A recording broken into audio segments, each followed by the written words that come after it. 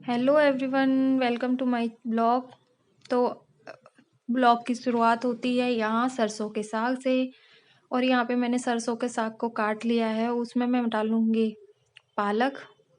और ये काफ़ी मैंने 2 दिन पहले ला के रखा हुआ था फ्रिज में, सही रखा है। आप फ्रिज में रख सकते हैं पालक को इस तरीके से, मुरझाएगा बिल्कुल भी नहीं। तो यहाँ पे पालक ले लिया है मैंने।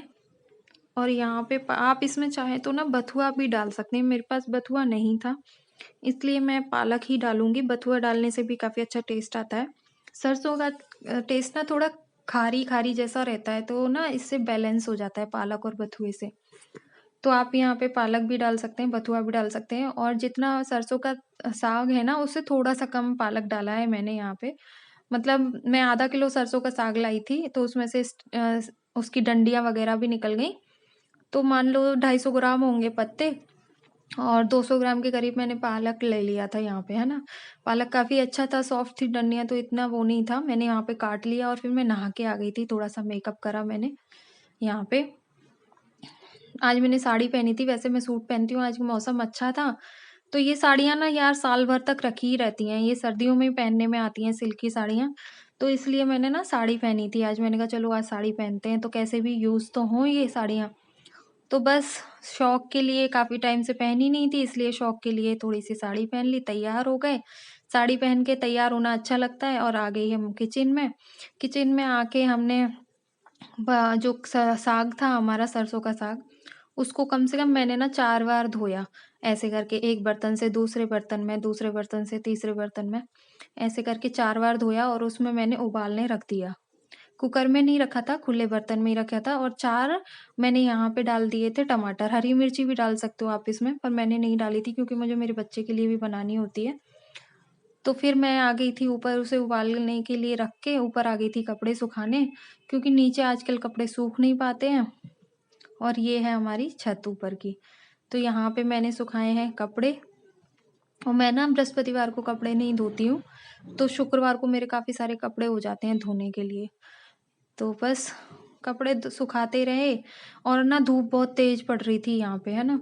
तो आप सरसों का साग बनाएंगे ना इस हिसाब से जैसे मैंने बनाया है, बहुत ही टेस्टी बनने वाला है। और बहुत ही आसान तरीके से बन जाएगा ये ना हमें इसमें मिक्सी की ज़रूरत पड़ेगी ना कुछ।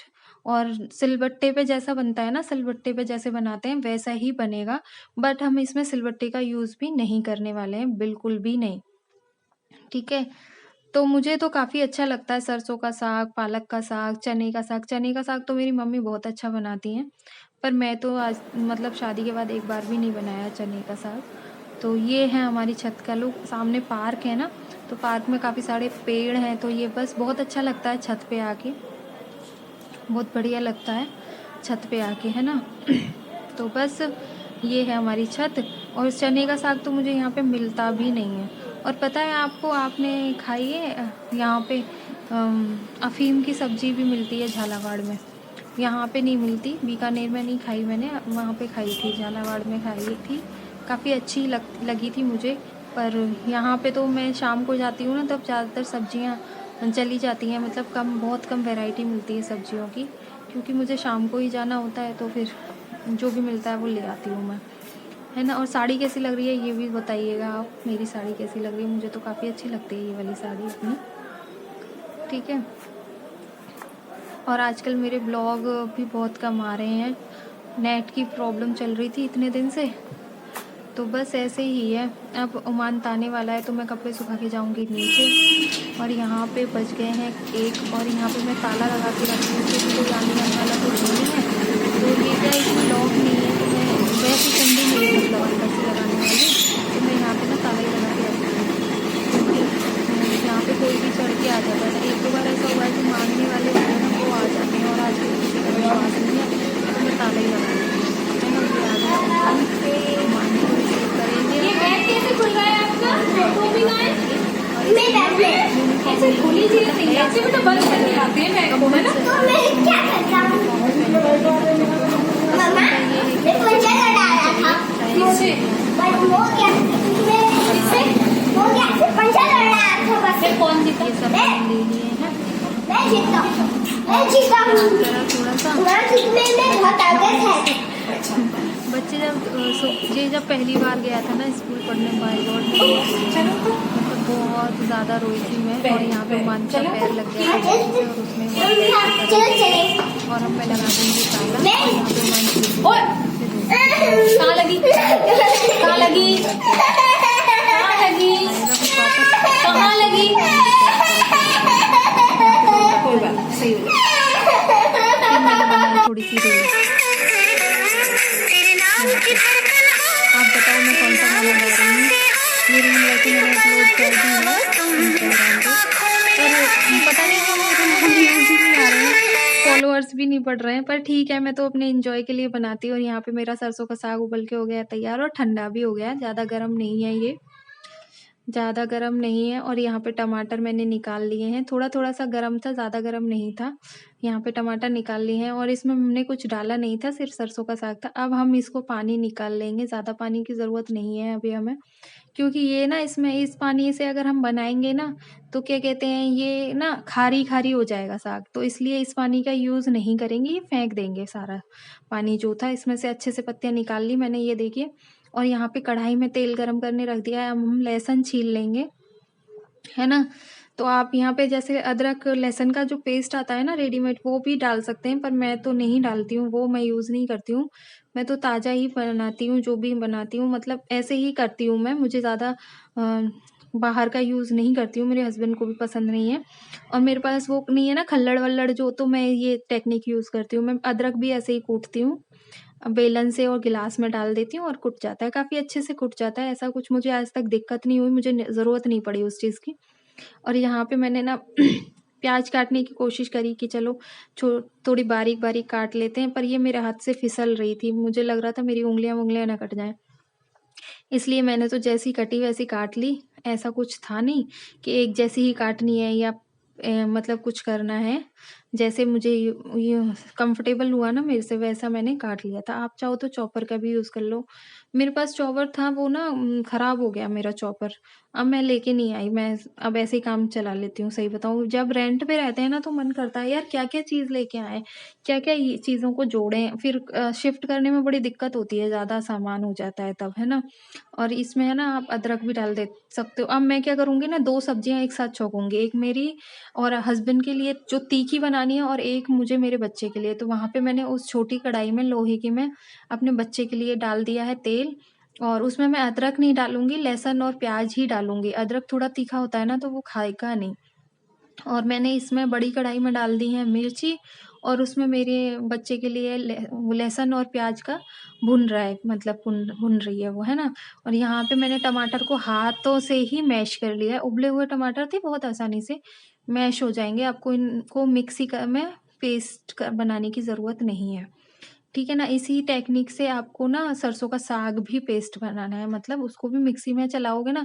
मैंने मिक्सी में बना करके बनाया था, पर मुझे ना वो टेस्ट नहीं आया मिक्सी में डालने के करने के बाद। तो मैं क्या करती हूँ, 2-3 बार मैंने ऐसे ही बनाया है, मैं ना हाथों से इसको ऐसे मसलती हूँ।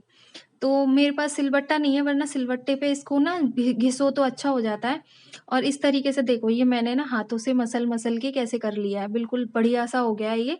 और चटनी नहीं बनाती, मतलब मैं इसकी हाथों से ना बिल्कुल वैसा बारीक से हो जाता है ना, वो मुझे ज़्यादा अच्छा नहीं लगता। और यहाँ पे मैंने दोनों सब कढ़ाइयों में टमाटर डाल दिए हैं क्वांटिटी के हिसाब से जितनी ज़रूरत है, और मसाले डाल दूंगी मैं दोनों में ही जितने। यहाँ पे मैंने मिर्ची का यूज़ किया है, उसमें मैं ना कम मिर्ची डालूंगी अपने बच्चे के में। इस तरीके से ना मैं दोनों की सब्जियों को ऐसे बनाती हूँ, सच बताऊँ तो, है ना। कभी वैसे हम कम नमक मिर्च का भी खा लेते हैं, पर कभी कभी मुझे ऐसा लगता है ना कि सब्जी बिना कम नमक मिर्च की अच्छी नहीं लगेगी, तो मैं अपने बच्चे के लिए अलग तड़का लगा देती हूँ और अपने लिए अलग लगा लेती हूँ। इस तरीके से टमाटर प्याज भुन जाएंगे और वहाँ पे तो तैयार हो रही है सब्जी, पानी वानी डाल दिया है। और जब ये तेल छोड़ने लग जाएगी तब डाल देंगे इसमें पत्ते यहाँ पे। और ना सरसों के साग में ना मक्खन का बहुत बढ़िया रोल होता है, पर मेरे पास मक्खन था नहीं, तो मैं यहाँ पे घी डालूंगी। आप घी भी डाल सकते हो, मक्खन भी। और यहाँ पे मैंने जो मथी हुई सरसों थी ना, मतलब हाथ से जो मथ ली थी मैंने, वो मैंने डाल दी है, और जो भी चिपकी हुई सरसों थी थोड़ा सा पानी वानी करके प्लेट में वो भी डाल दिया। अब मैं इनको दोनों को अच्छे से मिक्स कर लूँगी। मसाला जब भुन जाए ना आपका अच्छे से, बढ़िया से तेल छोड़ने लग जाए ना टमाटर, तभी आपको सरसों डालनी है उसमें, है ना? तो ही ज़्यादा अच्छा टेस्ट आएगा। कच्चे मसाले में ज़्यादा अच्छे से टेस्ट नहीं आएगा। और यहाँ पे मैं इसे ढक दूँगी, और इधर ये वाली बन के तैयार हो गई है उमांत की। तो इसमें उबाली आ गई है अच्छे से। अब मैं डाल दूँगी इसमें घी। यहाँ पे आप मक्खन डाल सकते हो। और ये कढ़ाई इतनी बड़ी है कि ना हम तीनों की सब्जी आराम से बन जाती है इस कढ़ाई में। छोटी देखने में बहुत छोटी लग रही है। ये ना 1 कटोरी सब्जी बनाई थी मैंने उमांत के लिए, और यहाँ पे घी डाल दिया। यहाँ पे आप मक्खन भी डाल सकते हो। अब हमारी सब्जी तैयार हो रही है, तब तक हम क्या करेंगे, मक्के का आटा लगा लेंगे, है ना? तो बस मुझे 2-3 रोटी का ही मक्के का आटा लगाना था, बाकी का गेहूँ का लगाना था, वो मैंने पहले ही लगा लिया था। अब मैं इसको अच्छे से गूँध लूँगी बढ़िया तरीके से, है ना? ये थोड़ा-थोड़ा पानी डाल के इसको कर लूँगी। देखिए अभी ये गूँध के तैयार हो जाएगा। और जो मक्के का आटा होता है ना, वो एकदम स्मूथ नहीं लगता गेहूँ के आटे की तरह। थोड़ा-सा ना दरदरा सा, थोड़ा-सा बिखरा-बिखरा सा ही रहता है। मक्के की आटे की रोटियाँ ना बहुत आसानी से नहीं बनती हैं, टूटती जल्दी ज़्यादा टूट जाती हैं। जैसे आप उनको बड़ा करोगे ना, वैसे ही टूटती जाएँगी। इधर ये सब्जी भी बन गई है, तो इसमें मैंने और घी डाल दिया है। और जब हम खाएँगे ना, तो अपनी-अपनी प्लेट्स में और भी घी डाल देंगे, है ना? अब यहाँ पे मैंने आटा लग के तैयार हो गया। अब मैं बनाऊँगी मक्के की रोटियाँ, ठीक है? तो मक्के की रोटी तो आपको पता ही है, हाथ की पनपत्ती कैसे बनाते हैं, बस वैसे ही बनानी है। और अगर आपको इसकी डिटेल वीडियो चाहिए ना, तो आप मुझे कमेंट करके बताइएगा, मैं डिटेल वीडियो भी बना दूँगी। ये मैंने फ़ास्ट फॉरवर्ड में बनाई है बहुत ज़्यादा। इस तरीके से आपको बनानी है, बिल्कुल भी नहीं टूटेगी। ये तो ना बहुत जल्दी-जल्दी दिख रहा है आपको, और आराम से छोड़ देनी है। इसकी ना 4 रोटियाँ बनी थी इस आटे की, मैंने जो बनाई थी, है ना? 3 रोटी का आटा लिया था, 4 बनी थी। और इसमें ना गेहूँ का आटा मिलाने की ज़रूरत है, कुछ भी करने की ज़रूरत नहीं है। और आप बनाइए, खाइए, और मुझे ज़रूर बताइए कि आपको कैसी लगी। और साग तो इतना बढ़िया बना था ना, सच बताऊँ आपको तो बहुत। आप इस टेक्निक से बनाएँगे ना, हाथों से मसल-मसल के, और मिक्सी का यूज़ नहीं करेंगे ना, तो बहुत ही अच्छा टेस्ट आने वाला है सरसों के साग में।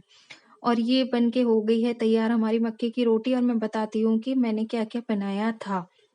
आप भी बनाइए, ज़रूर बताइए। चैनल को सब्सक्राइब कर लीजिए, वीडियो को लाइक कर दीजिए, है ना? कमेंट बॉक्स में बताइए आपको कैसी लगी रेसिपी। और यहाँ पे डाल देना है हमें। रोटी बन गई है, इसको घी अच्छे से चिपड़ लेना। मैंने दूसरे हाथ में ना कैमरा पकड़ रखा था, इसलिए ना थोड़ा मेरा सही सेटिंग बैठी नहीं, है ना, दिखाने की। और ये सरसों का साग है, गुड़ है, मक्के की रोटी है, और मिर्ची है। बस खाइए, एंजॉय करिए, और बताइए आप बनाइए कैसी लगी। और ये थाली देने जा रही हूँ मैं मेरे पति को, वो बैठे हुए हैं, खाना खाएंगे। ये सरसों का साग है, मिर्ची है, गुड़ है। गुड़ तो मुझे बहुत ही पसंद है। Thank you for watching, bye bye.